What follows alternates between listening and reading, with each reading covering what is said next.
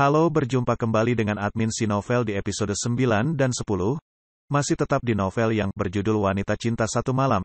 Kali ini bertema menceritakan, Guntur mengetahui semuanya dan Guntur ngajak nikah. Simak terus keseruan novel ini, jangan lupa untuk di-like dan subscribe agar channel ini terus berkembang. Dan bisa menghibur pecinta novel di tanah air. Terima kasih. Aku melihat ke arah Guntur yang menginginkan aku jadi istrinya. Menikah bukan hal yang mudah untuk diriku. Aku tidak ingin terburu-buru mengambil sebuah keputusan yang akan aku sesali nantinya. Aku tidak mau Guntur. Kamu wanita angku Cindy, aku akan membuktikan semuanya padamu. Guntur mengatakan itu padaku dengan pandangan seriusnya sebelum akhirnya dia memutuskan untuk pergi dari ruanganku. Aku sudah tahu apa yang ada di dalam hatiku. Memang ini adalah hal yang terbaik untuk diriku sekarang ini. Semuanya membuat dia merasa bimbang. Setelah Guntur pergi, akhirnya aku memutuskan untuk membuka berkas ini, membacanya dengan seksama dan apa yang dia lihat sekarang. Syukurlah karena saham yang diberikan sedikit besar. Sekarang aku tidak akan ketergantungan dengan Sony lagi. Aku berjalan menuju ke arah luar dan memutuskan untuk mencari makan, bertemu dengan Fitri dengan tersenyum dengan hangat. Kamu tidak apa Fitri? Tanyaku pada Fitri yang hanya terdiam. Tidak apa, ucapnya sambil melihat padaku. Kamu terlihat melamun, apa ada sesuatu yang kamu pikirkan? Tanyaku pada Fitri. Tidak kok. Fitri terlihat murung sekarang ini. Bahkan aku sendiri merasa bimbang melihat dirinya yang tengah banyak pikiran. Dia tidak pernah mau cerita padaku tentang masalahnya. Ya udah, kalau begitu kamu antar aku buat makan siang yuk, ucapku pada Fitri. Fitri hanya menganggukkan kepalanya sambil tersenyum padaku dengan penuh arti. Memang ini adalah hal yang harus aku lakukan sekarang ini. Fitri terlihat tidak semangat sama sekali. Aku bahkan tidak tahu lagi harus melakukan apa sekarang ini. Kenapa tuh muka? Ada apa dengan mukaku? Tanya Fitri yang kini menaikkan sebelah aslinya. Aku tahu kalau dia tengah bimbingan sekarang ini. Entah apa yang menjadi masalahnya. Aku juga tidak ingin ikut campur. Aku masuk ke dalam mobil bersama dengan Fitri. Wanita itu walaupun terlihat bahagia sekarang, tapi aku tahu kalau hatinya tengah rapuh. Bagaimana tadi? Tanya Fitri padaku. Aku menaikkan sebelah asliku bingung sebelum pada akhirnya aku tahu apa yang membuat dia bertanya seperti itu. Kemudian aku ingat sesuatu, mungkin maksudnya adalah hubungan kerjasama diriku dengan perusahaan Ar-Rashid.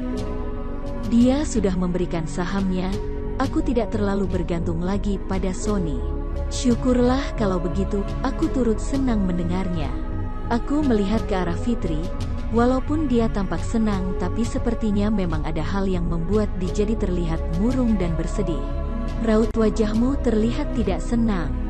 Aku langsung mengatakan itu semuanya pada Fitri, sebenarnya bukan untuk menyindirnya, hanya saja aku merasa penasaran dengan wanita itu. Maaf, aku memang sedang ada masalah, tapi aku tidak bisa menceritakan semuanya padamu. Jelas Fitri yang malah membuat aku semakin bertanya-tanya padanya. Aku hanya terdiam membayangkan apa yang akan terjadi selanjutnya. Kami berdua memutuskan untuk makan di tempat yang memang tidak jauh dari kantor. Fitri memesan makanannya terlebih dahulu. Aku juga melakukan hal yang sama. Kamu mau pesan apa? Nasi goreng seafood aja. Baiklah mbak, sama nasi goreng seafood ya, ucap Fitri pada sekarang pelayanan kafe yang ada di tempat ini. Aku hanya bisa melihat dia sedang memesan makanan saja hingga ada orang yang kini tiba-tiba menghampiriku. Dia tersenyum padaku dengan manis. Hai Cindy. Tidak menyangka kalau kita akan bertemu di tempat ini, ucapnya sambil tersenyum dengan penuh arti. Aku hanya bisa memutar bola mataku dengan jengah ketika melihat orang yang menyapaku adalah Sony. Tidak usah basa-basi padaku. Kau wanita angkuh sekali Cindy. Sebentar lagi pasti perusahaan milikmu akan bangkrut, ucap Sony dengan tersenyum bahagia. Aku hanya bisa memutar bola mataku dengan jengah. Percaya diri sekali ketika dia mengatakan kalau perusahaan milikku akan bangkrut. Bahkan aku sudah punya suntikan dana yang besar dari Alexa. Kata siapa?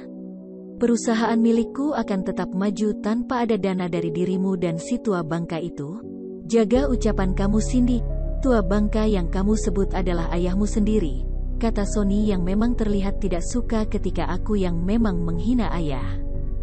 Aku tidak peduli, memangnya aku tidak tahu kalau kamu baik pada ayahku yang untuk menguasai perusahaannya saja, kataku dengan sengit.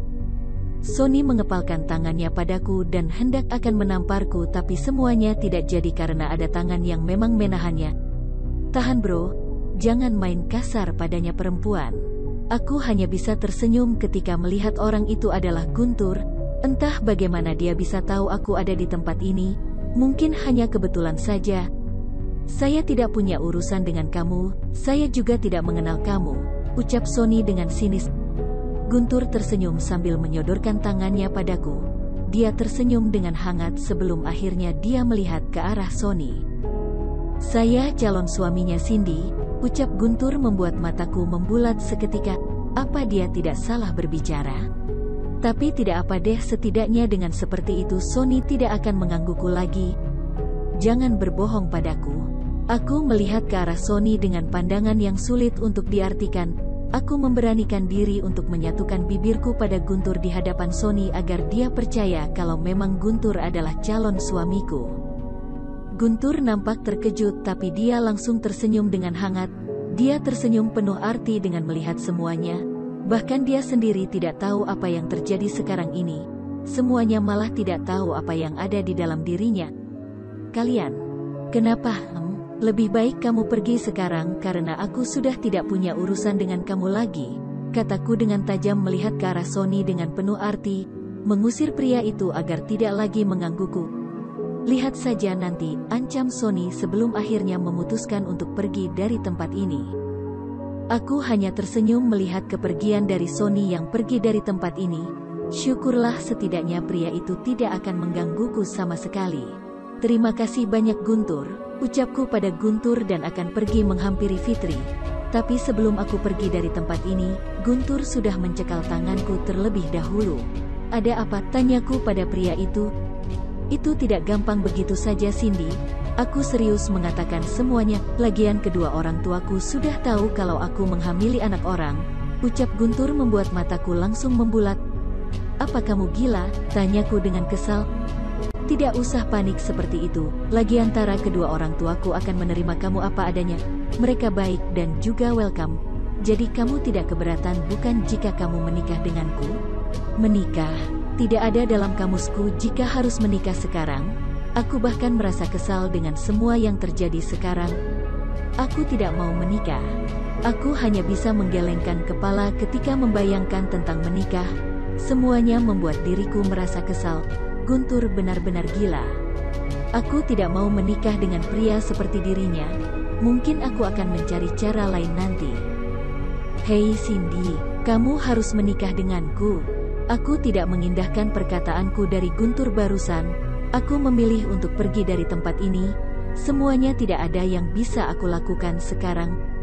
Aku tidak peduli. Kamu lihat nanti apa yang bisa aku lakukan. Guntur benar-benar mengancam dirinya. Ah sial, bagaimana kalau dia seperti Sony yang menggunakan saham perusahaan untuk menjatuhkan diriku? Semua pria sama saja, tidak ada yang benar-benar tulus. Masuk ke lubang buaya sekarang malah ke lubang singa. Sama saja dengan bohong kan? Menghampiri Fitri yang tampak kebingungan karena memang aku sengaja untuk menarik tangannya untuk pergi dari tempat ini. Kita belum makan, protes Fitri yang masih memesan makanan. Nanti dibungkus saja ya. Aku ingin segera pergi dari tempat ini. Fitri mengerutkan keningnya merasa heran dengan apa yang aku katakan. Dia tidak tahu kalau aku sedang menghindari Guntur sekarang. Sebenarnya aku tidak ingin bertemu dengan Guntur lagi. Apalagi sekarang dia yang sudah mengetahui kalau aku yang hamil anaknya. Dia hanya terdiam membayangkan apa yang terjadi sekarang ini.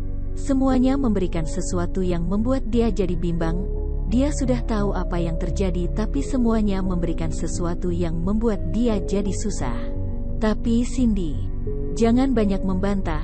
Kamu turuti saja apa yang aku mau sekarang. Semoga saja kali ini dia mau mengerti dengan keadaanku. Bahkan aku sendiri merasa bimbang dengan semuanya. Fitri menuruti apa yang aku minta.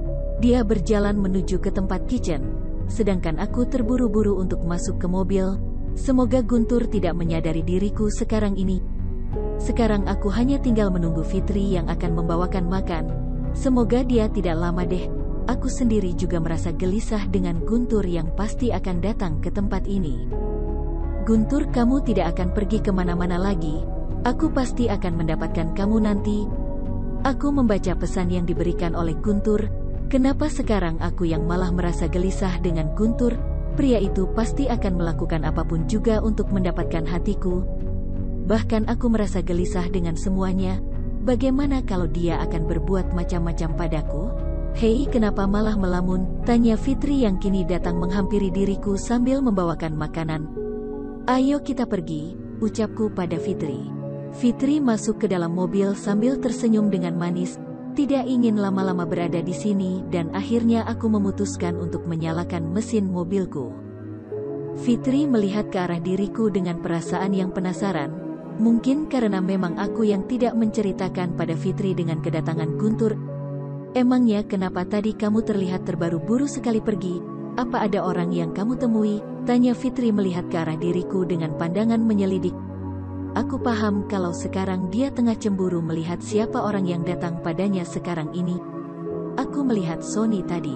Aku terpaksa mengatakan itu pada Fitri karena aku tidak ingin nanti dia malah curiga padaku. Oh Sony, seharusnya kamu tidak boleh takut sama tuh orang. Lagian memang sekarang kamu sudah tidak bergantung pada Sony, lalu untuk apa kamu merasa takut? Aku memang sudah tidak takut pada Sony. Hanya saja Guntur membuat diriku merasa gelisah, takut dengan pria itu yang akan mengambil bayiku nantinya. Iya sih kamu benar, ucapku pada Fitri sambil tersenyum dengan sekilas saja. Sudah jangan membuat masalah lagi sekarang. Aku hanya bisa menganggukkan kepala saja sambil melihat ke arah semua orang yang ada di tempat ini, menyadarai mobil dengan kecepatan sedang menelusuri kota dengan jalan yang membuat diriku merasa nyaman. Hingga tak lama kemudian, aku sudah sampai di kantor. Aku berjalan menuju tempat yang memang seharusnya aku berada. Banyak para karyawan yang memang menyapa diriku dengan lembut. Aku hanya tersenyum tipis saja sembari berjalan menuju tempat di mana biasanya aku bekerja. Aku memutuskan untuk makan dengan ditemani oleh Fitri. Setidaknya aku tidak makan sendiri sekarang ini. Aku penasaran dengan ayah dari anak yang kamu kandung itu, Cindy. Hampir saja aku tersedak setelah mendengarkan apa yang dikatakan oleh Fitri barusan. Apa aku harus menceritakan semuanya pada Fitri? Dia terlihat penasaran sekali dan aku perhatikan dia terlihat murung saja. Untuk apa kamu ingin mengetahuinya? Tanya diriku pada Fitri. Aku hanya tidak ingin nanti dia malah berbuat macam-macam padaku. Aku hanya bertanya saja karena kamu selalu menyembunyikannya. Mataku melihat ke arah Fitri sekarang. Apa dia sekarang merasa penasaran dengan diriku? Apa aku harus mengatakan semuanya pada Fitri? Aku minta maaf karena belum bisa memberitahumu. Jawabku dengan sekilas. Kenapa juga Fitri malah menanyakan itu terus padaku? Apa orang itu Andreas sehingga kamu tidak mau memberitahuku? Aku terdiam sejenak mendengar apa yang dikatakan oleh Fitri. Kenapa pula wanita itu bisa berpikir kalau aku hamil anak Andreas? Memang aku dekat dengan dia dan Alexa juga suka mendekatkan aku dengan pria itu. Tapi sayang aku bukan hamil anak Andreas. Kenapa kamu bilang seperti itu? Tanyaku pada Fitri dengan pandangan yang menyelidik. Fitri malah tersenyum padaku dengan sekilas. Aku mengikuti kamu yang datang ke kantor Ar-Rashid. Aku juga bertanya pada resepsionis kalau kamu akan pergi kemana dan kata dia kamu bertemu dengan Andreas. Aku tahu kalau kamu bukan orang yang bisa datang tanpa ada sebuah tujuan. Jadi benar bukan? Tanya Fitri. Pikirkanku tiba-tiba teringat dengan kejadian aku yang datang ke kantor Ar-Rashid ingin bertemu Guntur. Berhubung karena aku gengis dan entah kenapa aku malah bertemu dengan Andreas. Jadi benar kata Andreas kalau Fitri mengikuti waktu itu. Aku melihat ke arah Fitri yang kini menundukkan kepalanya. Sepertinya dia sedang menyimpan sebuah kesedihan. Apa yang membuat dia jadi seperti ini sekarang? Kamu terlihat sedih. Apa ada yang kamu sembunyikan dariku? Tanyaku pada Guntur dengan pandangan penasaran. Aku yakin kalau dia memang menyembunyikan sesuatu juga dariku. Tidak ada, lupakan saja. Ucap Fitri yang kini menyudahi makannya. Terlihat sekali kalau memang dia sedang menyembunyikan sesuatu dariku. Apa ini ada hubungannya dengan Andreas? Sepertinya memang benar kalau Fitri menyimpan perasaan pada Andreas. Tunggu dulu, Fit, ucapku. Iya, kenapa lagi Cindy? Tanya Fitri padaku. Walaupun wajahnya terlihat bahagia, tapi aku tahu apa yang ada di dalam pikirannya itu. Dia sepertinya memang tengah cemburu melihat semuanya. Apa kamu menyukai Andreas? Bersambung.